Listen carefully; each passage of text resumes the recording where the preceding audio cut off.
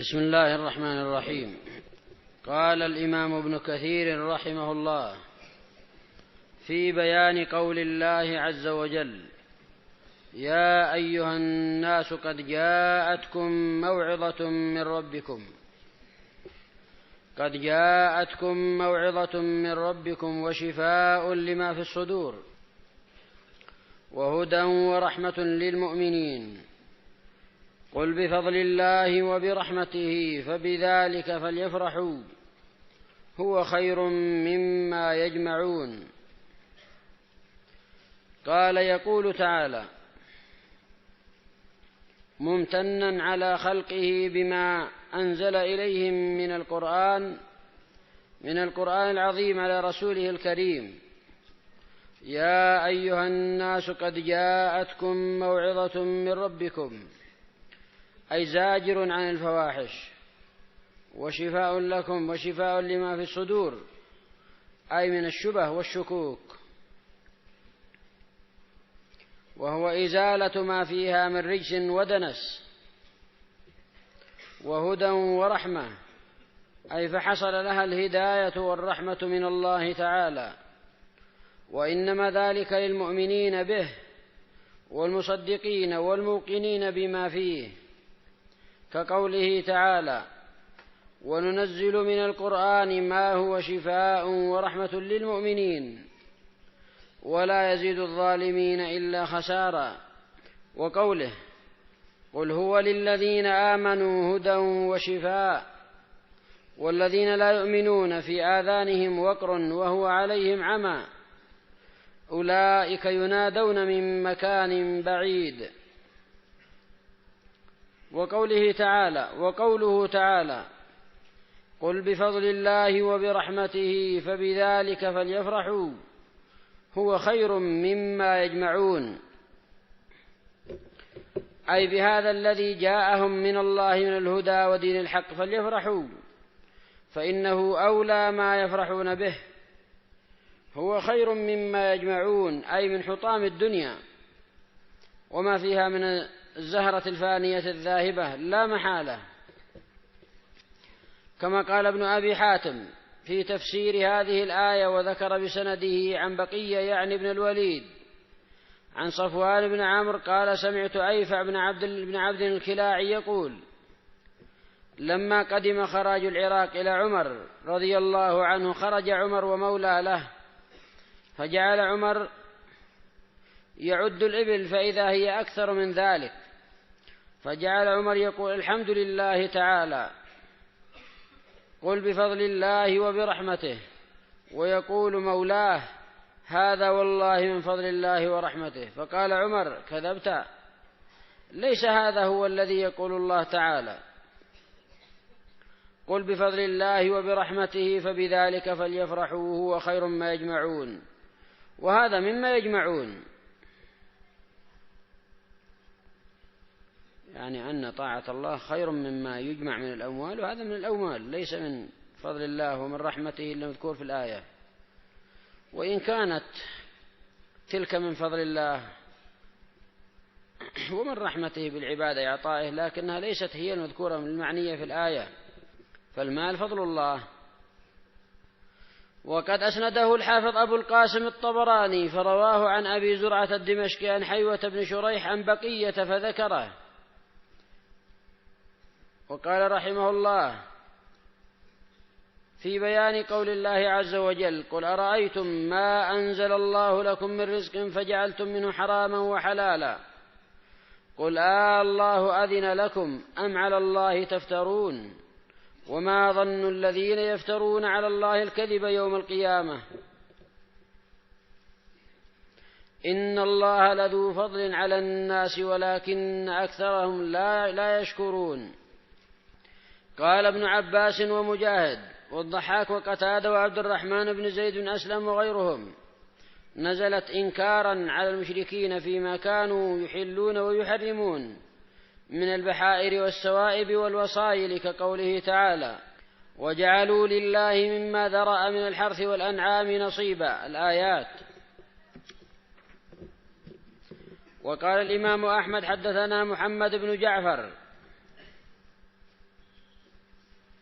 قال حدثنا شعبة عن أبي إسحاق قال سمعت أبا الأحوص وهو عوف بن مالك بن نضلة يحدث عن أبيه قال أتيت رسول الله صلى الله عليه وسلم وأنا قشف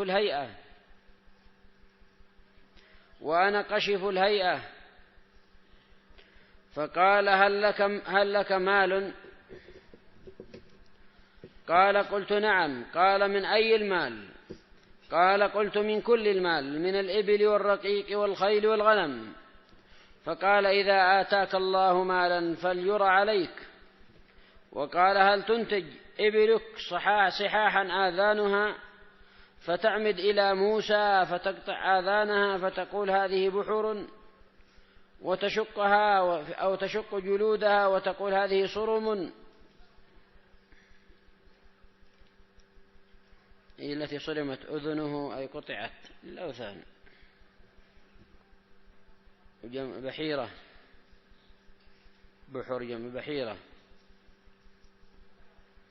كانوا إذا ولدت إبلهم سقبا بحروا أذنه أي شقوها وقالوا اللهم إن عاش ففتى وإن مات فذكي. له تعريف غير هذا. وتحرمها عليك وعلى أهلك؟ قال نعم. قال فإنما آتاك الله عز وجل حل، وساعد الله أشد من ساعدك، وموسى الله أحد من موساك. وذكر تمام الحديث، والحديث صحيح. ساعد الله أشد وموسى الله أحد. فهو بعد أن علمه وذكره بين له عقاب ما يحصل منهم، وأن هذا الفعل حرام. قال ثم رواه عن سفيان بن عيينة عن أبي الزعراء عمرو بن عمرو عن أمه أبي الأحوص عن بهز بن أسد عن حماد بن سلمة عن عبد الملك بن عمير عن أبي الأحوص به، وهذا حديث جيد قوي الإسناد.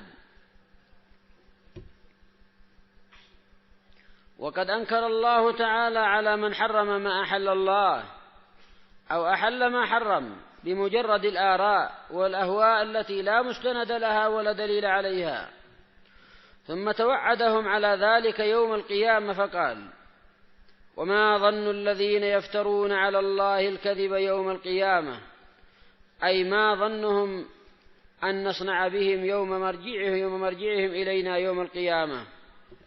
وقوله إن الله لذو فضل على الناس، قال ابن جرير في تركه معاجلتهم بالعقوبة في الدنيا، وهو أعم من هذا. قلت ويحتمل أن يكون المراد لذو فضل على الناس فيما أباح لهم مما خلقه من المنافع في الدنيا، ولم يحرم عليهم إلا ما هو ضار لهم في دنياهم أو دينهم. هذا أصح وشامل الأول. ولكن أكثرهم لا يشكرون، بل يحرمون ما أنعم الله به عليهم ويضيقون على أنفسهم، فيجعلون بعضا حلالا وبعضا حراما. وهذا قد وقع فيه المشركون فيما شرعوه لأنفسهم، وأهل الكتاب فيما ابتدعوه في دينهم. فالذي يحل ما حرم الله نظير الذي يحرم ما أحل الله، كلاهما في الإثم سواء. الذي يحل الزنا والخمر وقتل النفس والربا والأشياء المعلومة بالضرورة من الدين، هذا التحليل منه كفر. والذي يحرم ما أحل الله كالأشياء المعلومة من الدين أنها حلال، كتحريم الماء المباح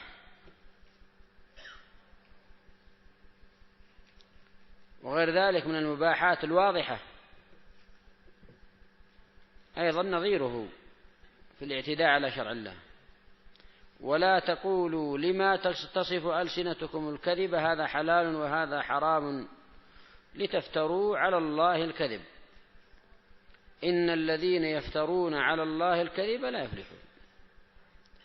فالكل محكوم عليهم بعدم الفلاح، من حرم ما أحل الله أو من أحل ما حرم الله.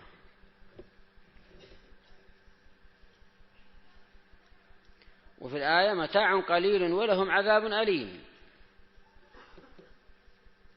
كلهم يمتعون قليلا ويعذبون، وجنس أفعالهم من جنس أفعال المشركين ذوي البحائر والسوائب، بل من جنس أفعال اليهود أنهم عمدوا إلى حيوان واحد فأباحوا منه ما بعضا وحرموا بعضا، كان ذلك بعقاب من الله لهم. وعلى الذين هادوا حرمنا كل ذي ظفر ومن البقر والغنم حرمنا عليهم شحومهما إلا ما حملت ظهورهما أو الحوايا أو ما اختلط بعظم ذلك جزيناهم ببغيهم وإنا لصادقون. يعني كان هذا التحريم ببغي منهم وتحكم وتحليل وتحريم فأنفذه الله عليهم. ففي غاية الضيق يذبح الحيوان ثم هو في حرج من هذا الشحم إلا بعض الأنواع منه. محرم عليهم كل ذي ظفر، ما كان من الحيوان له أظافر حرام عليهم. وعلى الذين هادوا حرمنا كل ذي ظفر ومن البقر والغنم حرمنا عليهم شحومهما. منهم من يقول ومن هنا عاطفة معنى بيانية أن هذه الأنواع حرمت عليهم هي شحومهما إلا ما كان من الشحم على الظهر إلا ما حملت ظهورهما، أو ما كان من الشحم على الأمعاء أو الحوايا أو ما اختلط بعظم، ما كان من الشحم في الحوايا أو كان الشحم مختلطا بعظم. أما إذا كان شحما صرفا فلا يجوز لهم، لا ودكا لأنهم احتالوا لما حرم الله عز وجل الشحم، احتالوا وأذابوه وباعوه فحرمه الله عليهم، لا ودكا ولا أكلا.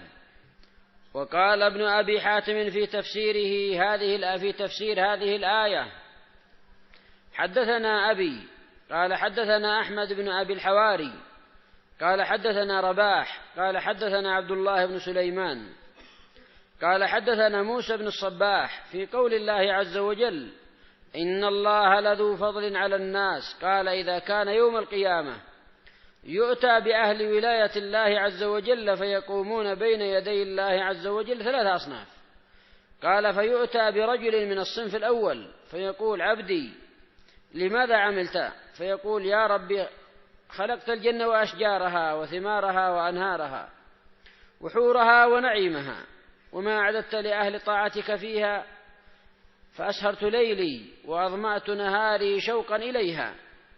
قال فيقول الله تعالى عبدي إنما عملت للجنة، هذه الجنة فادخلها، ومن فضلي عليك أن أعتقك من النار، ومن فضلي عليك أن أدخلك جنتي. قال فيدخل هو ومن معه الجنة. ثم قال يؤتى برجل من الصنف الثاني قال فيقول عبدي لماذا عملت؟ فيقول يا رب خلقت نارا وخلقت أغلالها وسعيرها وسمومها ويحمومها وما أعددت لأعدائك وأهل معصيتك فيها فأسهرت ليلي وأظمأت نهاري خوفا منها. فيقول عبدي إنما عملت ذلك خوفا من النار فإني قد اعتقتك من النار ومن فضلي عليك أن أدخلك جنتي. فيدخل هو ومن معه الجنة. ثم يؤتى برجل من الصنف الثالث فيقول عبدي لماذا عملت؟ فيقول ربي حبا لك وشوقا إليك وعزتك، لقد أسهرت ليلي وأظمأت نهاري شوقا إليك وحبا لك.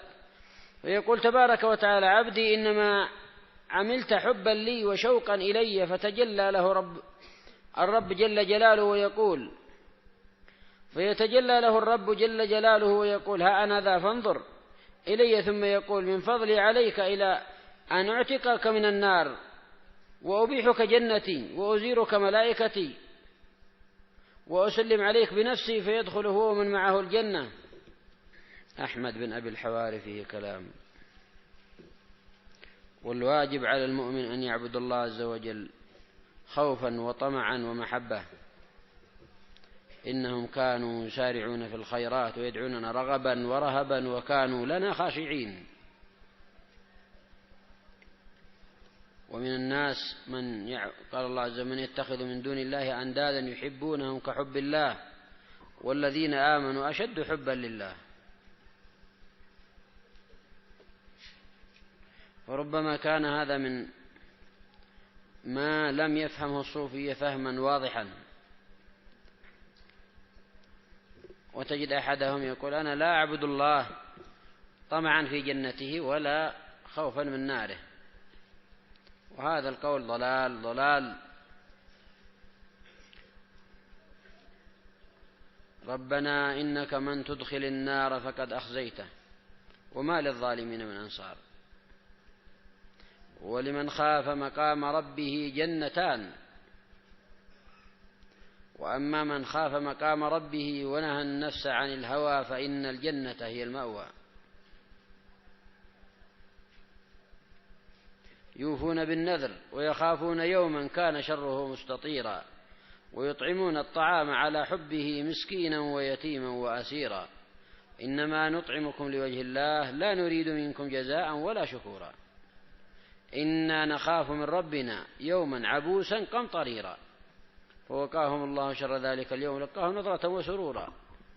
وحديث من استعاذ من النار 7 قالت: اللهم أعذه مني، في لفظ 3، نعم 3. ومن استعاذ منها أو من سأل الجنة 3 قال: اللهم ادخله الجنة أو ادخله إياي. وأدى بهم هذا القول أنهم يعبدون الله لا طمعا في رحمته ولا خوفا من عذابه إلى الزندقة. فمن عبد الله بما يقول يزعم بالمحبة تزندق، ومن عبده بالخوف وحده كما يزعم خرج، ومن عبده بالرجاء وحده كما يزعم لج في المعاصي وابتدع وصار من المرجئة من يحول بين العلم والعمل. والواجب عبادة الله سبحانه وتعالى خوفا وطمعا، رغبة ورهبة ومحبة. وعبادة الرحمن غاية حبه مع ذل عابده هما قطبان، ومدارها بالأمر أمر رسوله لا بالهوى والنفس والشيطان. وما خلقت الجن والإنس إلا ليعبدون. العبادة تذلل. إلهنا وفقكم الله.